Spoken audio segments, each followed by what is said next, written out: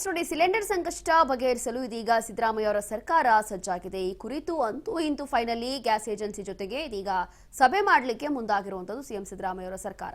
ಇಂದು gas agency ಮಾಲೀಕರ ಜೊತೆ ಸಭೆಯನ್ನ ಕರೆದಿದ್ದಾರೆ ಸಿಎಂ. ಇವತ್ತು ಸಂಜೆ 4 ಗಂಟೆಗೆ ಈ ಒಂದು ಗ್ಯಾಸ್ ಕಂಪನಿಗಳ ಜೊತೆ ಸಭೆ ನಡೆಯುತ್ತೆ. ಸಿಎಸ್ ಕಾರ್ಯದರ್ಶಿ ಶಾಲಿನಿ ರಜನೀಶ್ ಅವರ ನೇತೃತ್ವದಲ್ಲಿ ನಡೆಯಲಿರುವಂತಹ ಸಭೆ ಇದು. ಆಯಿಲ್ ಕಾರ್ಪೊರೇಷನ್ ಜೊತೆಗೂ ಕೂಡ ಸರ್ಕಾರ ಸಭೆ ನಡೆಸುತ್ತೆ. ಸದ್ಯದ ಸ್ಟಾಕ್ ಎಷ್ಟಿದೆ, ಅಕ್ರಮಗಳಿಗೆ ಬ್ರೇಕ್ ಹಾಕುವ ಬಗ್ಗೆಯೂ ಕೂಡ ಚರ್ಚೆ ಆಗುವಂತಹ ಸಾಧ್ಯತೆ ಇದೆ. ಅನಿಲ ಪೂರೈಕೆ ಕಂಪನಿಗಳಿಂದ ಮಾಹಿತಿ ಕೂಡ ಪಡೆಯಲಿದ್ದಾರೆ ಸಿಎಸ್ ಶಾಲಿನಿ ರಜನೀಶ್.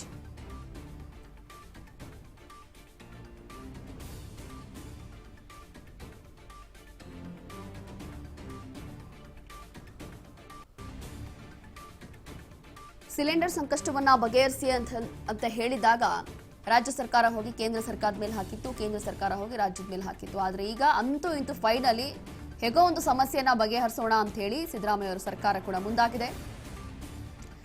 ಇಂದು ಗ್ಯಾಸ್ ಏಜೆನ್ಸಿ ಮಾಲೀಕರ ಸಭೆಯನ್ನ ಕರೆದಿದ್ದಾರೆ ಸಿಎಂ ಸಿದ್ದರಾಮಯ್ಯ ಅವರ ಸರ್ಕಾರ. ಈಗ ಇದಕ್ಕೇನೋ ಒಂದು ಪರಿಹಾರವನ್ನ ಕಂಡುಕೊಳ್ಬೇಕು ಅಂತ ಹೇಳಿ ಮುಂದಾಗಿದ್ದಾರೆ. ಸಂಜೆ 4 ಗಂಟೆಗೆ ಗ್ಯಾಸ್ ಕಂಪನಿಗಳ ಜೊತೆ ಸಭೆಯನ್ನ ನಡೆಸ್ತಾರೆ. ಸಿಎಸ್ ಕಾರ್ಯದರ್ಶಿ ಅವರ ನೇತೃತ್ವದಲ್ಲಿ ನಡೀತಾ ಇರುವಂತಹ ಸಭೆ. ಮತ್ತಷ್ಟು ಮಾಹಿತಿಯನ್ನ ಕೊಡ್ತಾರೆ ನಮ್ಮ ಪ್ರತಿನಿಧಿ ವಿನುತಾ. ಫೈನಲಿ ಹೇಗೋ ಒಂದು ಸಭೆ ನಡೆಯುತ್ತೆ. ಇದು ಕೂಡ ನಮ್ಮ ರಾಜ್ಯ ಸರ್ಕಾರದಿಂದ ಸಿಲಿಂಡರ್ ಸಂಕಷ್ಟವನ್ನ ಬಗೆಹರಿಸಲಿಕ್ಕೆ ಮಾಡ್ತಾ ಇರುವಂತಹ ಸಭೆ ಅಂತೆ. ಏನಾಗಬಹುದು ಈ ಸಭೆಯಲ್ಲಿ, ಯಾವ ರೀತಿಯಾಗಿ ಇವ್ರು ಬಗೆಹರಿಸ್ತಾರೆ, ಏನ್ ಕ್ರಮವನ್ನ ತಗೋತಾರೆ ಅಂತ? ಹೆಸರೋಶ್ರೀ, ಈಗಾಗಲೇ ರಾಜಧಾನಿಯಲ್ಲಿ ಏನು ಕಳೆದ ಒಂದು ವಾರದಿಂದ LPG ಸಿಲಿಂಡರ್ಗಳ ಅಭಾವ ಉಂಟಾಗಿತ್ತು. ಇದರಿಂದಾಗಿ ಏನು ಹೋಟೆಲ್ ಮತ್ತೆ ಮೀನು ಉದ್ಯಮಗಳಿಗೆ ತುಂಬಾನೇ ಪ್ರಭಾವವಾಗಿ ಗಂಭೀರವಾದ ಪೆಟ್ಟನ್ನ ನೀಡಿದಾಗ ಇದೀಗ ಎಚ್ಚೆತ್ತುಕೊಂಡಂತ ರಾಜ್ಯ ಸರ್ಕಾರ ಇದೀಗ ಗಂಭೀರವಾಗಿ ಪರಿಗಣಿಸ್ತಾ ಇದೆ. ಸೊ ಆ ಒಂದು ನಿಟ್ಟಿನಲ್ಲಿ ಇವತ್ತು ಅಖಾಡಕ್ಕಿಳಿತಾ ಇರುವಂತದ್ದು. ಇಂದು ಸಂಜೆ ಶಾಲಿನಿ ರಜನೀಶ್ ಅವರ ನೇತೃತ್ವದಲ್ಲಿ ಎಲ್ಲ ಏಜೆನ್ಸಿಗಳ ಏಜೆನ್ಸಿಯವರನ್ನ ಕರೆಸಿ ಒಂದ್ ರೀತಿಯಲ್ಲಿ ಮೀಟಿಂಗ್ ಮಾಡುವಂತಹ ಸಾಧ್ಯತೆ ಇರೋದು. ಇದು ಒಂದು ರೀತಿ ತುರ್ತು ಸಭೆ ಅಂತಾನೆ ಹೇಳ್ಬೋದು. ಇದೀಗ ಕೃತಕ ಅಭಾವ ಏನ್ ಸೃಷ್ಟಿ ಇದೆ, ಇದಕ್ಕೆ ಸಂಬಂಧಿಸಿದಂತೆ ಮೀಟಿಂಗ್ ಅನ್ನ ಕೂಡ ಮಾಡಲಾಗುವಂತದ್ದು. ಮಾರುಕಟ್ಟೆಯಲ್ಲಿ ಗ್ಯಾಸ್ ಅಭಾವ ವಿರೋಧನ್ನ ಬಂಡವಾಳ ಮಾಡಿಕೊಂಡು ಕೆಲವೊಂದಷ್ಟು ಏಜೆನ್ಸಿಗಳು ಅಕ್ರಮ ದಾಸ್ತಾನುಗಳನ್ನು ಕೂಡ ಮಾಡ್ತಾ ಇದೆ. ಇದಿಷ್ಟು ಕೂಡ ಸರ್ಕಾರಕ್ಕೆ ಗಮನಕ್ಕೆ ಬಂದಿರುವಂತಹ ನಿಟ್ಟಿನಲ್ಲಿ ಇದೀಗ ನಮ್ಮ ಸರ್ಕಾರದ ಕಾರ್ಯದರ್ಶಿ ಆಗಿರುವಂತಹ ಶಾಲಿನಿ ರಜನೀಶ್ ಅವರ ನೇತೃತ್ವದಲ್ಲಿ ತುರ್ತು ಸಭೆ ನಡೀತಾ ಇರುವಂತದ್ದು. ಇನ್ನ ಅಂತಹ ಒಂದು ಅಕ್ರಮಕ್ಕೆ ಇಳಿದಿರುವಂತಹ ಏಜೆನ್ಸಿಗಳ ವಿರುದ್ಧ ಇದೀಗ ದಾಳಿಯನ್ನ ನಡೆಸಿ ಅವರ ಪರವಾನಗಿಯನ್ನು ಕೂಡ ರದ್ದು ಮಾಡುವಂತಹ ಕಾರ್ಯಕ್ಕೆ ಇದೀಗ ಆಹಾರ ಇಲಾಖೆ ಶಾಲಿನಿ ರಜನೀಶ್ ಅವರು ಕಟ್ಟುನಿಟ್ಟಾದಂತಹ ಸೂಚನೆಯನ್ನು ಕೂಡ ನೀಡುವಂತಹ ಸಾಧ್ಯತೆ ಕೂಡ ಇವತ್ತಿನ ಮೀಟಿಂಗ್ ನಲ್ಲಿ ಇರುವಂತದ್ದು.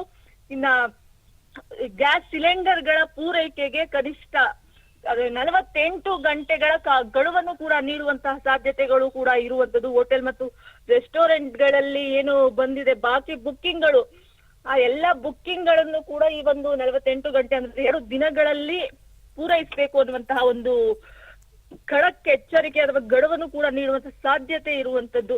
ಇನ್ನ ಕಂಪನಿಗಳಿಗೆ ಯಾವುದೇ ರೀತಿಯ ಲೋಡ್ಗಳಾಗಿರ್ಬೋದು, ಅದನ್ನ ನಗರಕ್ಕೆ ಎಲ್ಲೆಲ್ಲಿ ಸ್ಟಾಕ್ ಗಳಿದೆ, ಈಗಾಗಲೇ ಸಿಲಿಂಡರ್ ಗಳನ್ನ ಅಕ್ರಮವಾಗಿ ಕಾಳಸಂತೆಯಲ್ಲಿ ಏನು ಮಾರಾಟ ಮಾಡ್ಕೊಂಡು ಒಂದೆಡೆ ಸ್ಟೋರ್ ಮಾಡ್ಕೊಂಡಿದ್ದಾರೆ, ಅದೆಲ್ಲವನ್ನು ಕೂಡ ಬಯಲಿಗೆ ಎಳೆದು ಅಂತಹ ಸಿಲಿಂಡರ್ ಗಳನ್ನ ಎಲ್ಲಾ ರೀತಿಯ ಹೋಟೆಲ್ಗಳಾಗಿರ್ಬೋದು ಅಥವಾ ಉದ್ಯಮಗಳಿಗೆ ಸರಬರಾಜು ಮಾಡಬೇಕು ಅನ್ನುವಂತಹ ಒಂದು ಸೂಚನೆ ಕೂಡ ಇವತ್ತು ಮೀಟಿಂಗ್ ನ ಸಂದರ್ಭದಲ್ಲಿ ನೀಡಲಾಗುವಂತ ಸಾಧ್ಯತೆ ಕೂಡ ಇರುವಂತದ್ದು.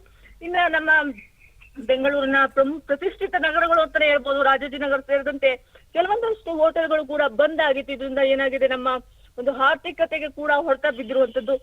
ಇದರಿಂದಾಗಿ ಈಗ ವಾಣಿಜ್ಯ ಸಿಲಿಂಡರ್ಗಳ ಸರಬರಾಜು ನಿಂತ ಸ್ತಬ್ಧತೆ ಉಂಟಾಗಿತ್ತು. ಅದರ ಪರಿಣಾಮವಾಗಿ ಇದೀಗ ಕರ್ನಾಟಕದ ಆರ್ಥಿಕ ಪರಿಸ್ಥಿತಿ ಕೂಡ ತುಂಬಾನೇ ಚಿಂತಾಜನಕ ಸ್ಥಿತಿಗೆ ಹೋಗಿ ತಲುಪಿರುವಂತದ್ದು. ಹಾಗಾಗಿ ಇನ್ನು ಮುಂದೆ ವಿಳಂಬವನ್ನ ಮಾಡದಂತೆ ತೈಲ ಕಂಪನಿಗಳಿಗೆ ಇನ್ನ ನಿರ್ದೇಶನವನ್ನು ಕೂಡ ಇವತ್ತು ನೀಡಲಾಗುವಂತದ್ದು. ಇನ್ನ ಮಂಗಳೂರು ಆಗಿರ್ಬೋದು ಅಥವಾ ಇತರ ಕಡೆಗಳಿಂದ ಎಲ್ಲೆಲ್ಲಿ ಬರುತ್ತೆ ಕರ್ನಾಟಕದಲ್ಲಿ, ಎಲ್ಲಿ ಯಾವ ಮೂಲೆಗಳಿಂದ ಒಂದು ಸಿಲಿಂಡರ್ಗಳ ಸರಬರಾಜು ಆಗುತ್ತೆ ಅಂತಹ ಲಾರಿಗಳಿಗೆ ಯಾವುದೇ ರೀತಿಯಲ್ಲಿ ಅಡೆತಡೆಗಳನ್ನ ಮಾಡಬಾರದು ಅನ್ನುವಂತಹ ಎಚ್ಚರಿಕೆಯನ್ನು ಕೂಡ ಪೊಲೀಸ್ ಮತ್ತೆ ಸಾರಿಗೆ ಇಲಾಖೆಯ ಅಧಿಕಾರಿಗಳಿಗೂ ಕೂಡ ಸಮನ್ವಯ ಸಭೆಯನ್ನು ನಡೆಸಿ ಅವ್ರಿಗೂ ಕೂಡ ಸೂಚನೆ ನೀಡುವಂತಹ ಸಾಧ್ಯತೆ ಕೂಡ ಇರುವಂತದ್ದು. ಇನ್ನ ಸಭೆ ನಂತರದಲ್ಲಿ ಶಾಲಿನಿ ರಜನೀಶ್ ಅವರು ಕೂಡ ಮಾತನಾಡಿ ಒಂದ್ ರೀತಿ ಗ್ರಾಹಕರಿಗೆ ಇಲ್ಲಿ ಇವತ್ತು ಏನು ಸಮಸ್ಯೆಗಳಾಗ್ತಾ ಇದೆ ಅಂತ ಸಮಸ್ಯೆಗಳನ್ನ ಮುಂದಿನ ದಿನಗಳಲ್ಲಿ ಆಗದಂತೆ ಮತ್ತೆ ಸದ್ಯದಲ್ಲಿ ಇದೇ 48 ಗಂಟೆಗಳಲ್ಲಿ ಪರಿಹಾರವನ್ನ ಒದಗಿಸುವಂತಹ ಭರವಸೆಯನ್ನು ಕೂಡ ನೀಡುವಂತಹ ಭರವಸೆಯನ್ನು ಕೂಡ ನೀಡುವಂತ ಸಾಧ್ಯತೆ ಕೂಡ ಇರುವಂತದ್ದು ರೋಶಿನಿ. ವಿನುತಾ, ಇಲ್ಲಿ ಮೊದಲನೇದಾಗಿ ಇಷ್ಟೊಂದು ತಡ ಮಾಡಬಾರ್ದಿತ್ತು ಅಂತ ಅನ್ಸುತ್ತೆ. ರಾಜ್ಯ ಸರ್ಕಾರ ಇಷ್ಟೊಂದು ದಿನ ಆದ್ಮೇಲೆ ಏನೋ ಸಭೆ ಮಾಡ್ತೀವಿ ಅಂತಲ್ಲ ಮುಂದಾಗೋದು, ಅದು ಆರಂಭದಲ್ಲೇ ಮಾಡಬಹುದಿತ್ತು ಅಂತ ಅನ್ಸುತ್ತೆ. ಇದು ನಿಜವಾಗ್ಲೂ ವರ್ಕೌಟ್ ಆಗುತ್ತಾ? ಇವ್ರೇನ್ ಬರೀ ಹೆಸರಿಗಷ್ಟೇ ಸಭೆ ಮಾಡ್ತಾರ ಇವತ್ತು ಅಂತ? ನಿಜವಾಗ್ಲೂ ಅದು ಕೂಡ ಒಂದ್ ರೀತಿ ಯಕ್ಷ ಪ್ರಶ್ನೆಯಾಗೆ ಉಳಿದಿರುವಂತದ್ದು. ಯಾಕಂದ್ರೆ ಸರ್ಕಾರಕ್ಕೆ ಈಗ ಹೆಚ್ಚು ಕಡಿಮೆ ಏನೂ ಇಲ್ಲ ಅಂದ್ರೆ 20 ದಿನಗಳ ಕಾಲನೇ ಕಳೆದ ಹೋಯ್ತು. ಒಂದ್ ರೀತಿಯಲ್ಲಿ ನೋಡ್ತಾ ಹೋದ್ರೆ ಕೆಲವೊಂದಷ್ಟು ನಮ್ಮ ಈಗ ಪ್ರತಿಯೊಂದು ರಾಜ್ಯ ಸರ್ಕಾರ ಆಗಿರ್ಬೋದು ಅಥವಾ ಕೇಂದ್ರ ಸರ್ಕಾರ ಆಗಿರ್ಬೋದು, ಪ್ರತಿಯೊಂದಕ್ಕೂ ಕೂಡ ಒಂದು ಗುಪ್ತಚರ ಇಲಾಖೆನ ನೇಮಕ ಮಾಡಿದ್ರೆ ಅಲ್ಲಿ ಕೆಲವೊಂದಷ್ಟು ಅಧಿಕಾರಿಗಳು ಇರ್ತಾರೆ.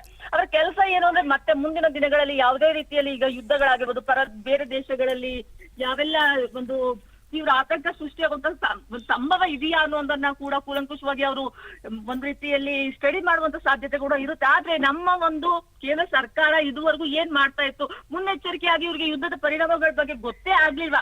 ಒಂದು ವೇಳೆ ಯುದ್ಧ ಸ್ಟಾರ್ಟ್ ಆಯ್ತಲ್ಲ, ಸ್ಟಾರ್ಟ್ ಆಗಿ ಒಂದು ವಾರಕ್ಕೆ ಇವರು ಏನಕ್ಕೆ ಒಂದ್ ರೀತಿ ರಾಜ್ಯ ಸರ್ಕಾರ ಮತ್ತೆ ಕೇಂದ್ರ ಸರ್ಕಾರ ಇಬ್ರು ಕೂಡ ಕೂತು ಮಾತನಾಡಿ ಈ ಒಂದು ಸಮಸ್ಯೆಗೆ ಪರಿಹಾರವನ್ನ ಒದಗಿಸುವಲ್ಲಿ ಮುಂದಾಗ್ಲಿಲ್ವಾ ಅನ್ನುವಂಥದ್ದು ನಿಜಕ್ಕೂ ಒಂದ್ ರೀತಿ ಬೇಸರದ ಸಂಗತಿ ಅಂತಾನೆ ಇರೋದು. ಯಾಕಂದ್ರೆ ಇದೀಗ ಒಂದ್ ರೀತಿ ಎಲ್ಲೋ ಒಂದು ಮೂಲೆಯಲ್ಲಿ ನಡೀತಿರುವಂತ ಯುದ್ಧ, ಸಾವಿರಾರು ಮೈಲಿಗಳ ದೂರದಲ್ಲಿ ಇರುವಂತಹ ಯುದ್ಧ ಹೇಗಾಗಿದೆ ಅಂದ್ರೆ ನಮ್ಮ ಕರ್ನಾಟಕದ ಇಡೀ ಆರ್ಥಿಕ ಪರಿಸ್ಥಿತಿಯನ್ನೇ ತಲ್ಲಣಗೊಳಿಸ್ತಾ ಇರುವಂತದ್ದು. ಹೋಟೆಲ್ ಉದ್ಯಮ ಆಗಿರ್ಬೋದು, ಮಾರುಕಟ್ಟೆ ಆಗಿರ್ಬೋದು, ಅಥವಾ ಗ್ರಾಹಕರ ನಿತ್ಯ ಜೀವನದ ಮೇಲೂ ಕೂಡ ಇದು ಹೊಡೆತ ಬಿದ್ದಿರುವಂತದ್ದು. ಇನ್ನು ಸಾಕಷ್ಟು ನೋಡಿದ್ರೆ ನಮ್ಮ ಹೆಸರಾಂತ ಕರ್ನಾಟಕದ ಬ್ರ್ಯಾಂಡ್ ಅಂತಾನೆ ಕರೆಯಲ್ಪಡುವಂತಹ ಸೋನಾ ಮಸೂರಿ ರೈಸ್ ಮಿಲ್ಗಳು ಕೂಡ ಸಂಪೂರ್ಣವಾಗಿ ಬಂದ್ ಆಗಿದೆ. ಇದರಿಂದಾಗಿ ಏನಾಗಿದೆ, ದೇಶ ವಿನಿಮಯ ಕೂಡ ಸ್ಟಾಪ್ ಆಗಿರುವಂತದ್ದು. ಸೊ ಸರ್ಕಾರ ಇವತ್ತು ಸಭೆ ಕರೆಯುವ ಬದಲಿ ಥ್ಯಾಂಕ್ ಯು ವಿನುತಾ, ನಿಮ್ಮೆಲ್ಲ ಮಾಹಿತಿಗಾಗಿ.